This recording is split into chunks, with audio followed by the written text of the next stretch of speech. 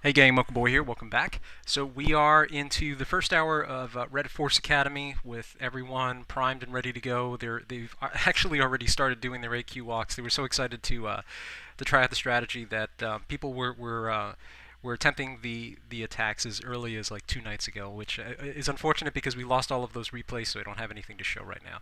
But one of the first ones that's come through. This is from one of our newer members. This attack was from Irish.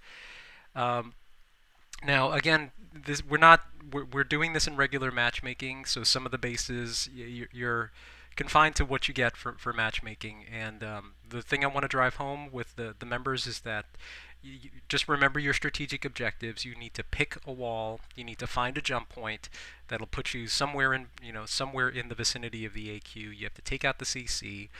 These are all of the things that are going to happen. Since this is all just a simulation, these are all things that are going to happen in an actual live fire exercise when you go and do this in an actual war. But in the same vein, the other skills that you're going to be working on are how to distract point defenses with giants, how to target those same defenses with the hogs, when and where to use your heals, when and where to use your rages, when and where to select your break-in points. So these are all of the skills that all come together to form one of these attacks. And I would say that this is probably maybe his fourth attempt at this type of attack, and he was able to 3-star this base. Not the best example of a base, but there were spots for double giant bombs. The CC was more or less central. The heroes really didn't factor into this, but then again, he's got pretty low heroes himself. Now, in this particular case, he ran into one little problem where he was up against 4 point defenses, and that's just too much for 3 healers to take out. So unfortunately, he didn't have to pop his ability. But mind you, once he gets those point defense is put down, there's nothing left to threaten his AQ, and that AQ is free to go in and just start carving out that entire core of the base. Now, what we've been seeing with a lot of the attacks is, provided you pick the right corner and the AQ is left unmolested to go in and take out that corner, she's responsible. Just those 3 troops are responsible for up to 20% of the damage of the base before you drop your first troop. And then once you start dropping the support troops, she can go on to defeat probably close to 40-50% of the base.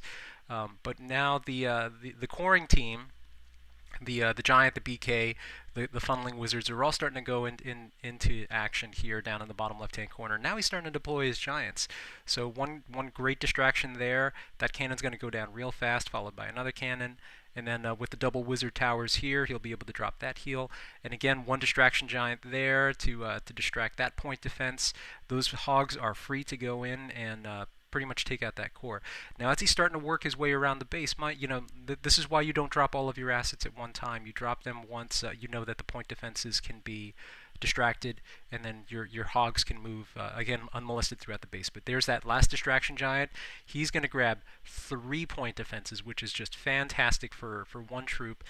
So that the last 2 hogs, CC hogs, they all make it into that last pocket, and they're able to go in and process what's left of the point defenses. And look at that, the AQ is still up. This is a level 19 AQ. There's no rule that says she has to be 30 for any of this to work.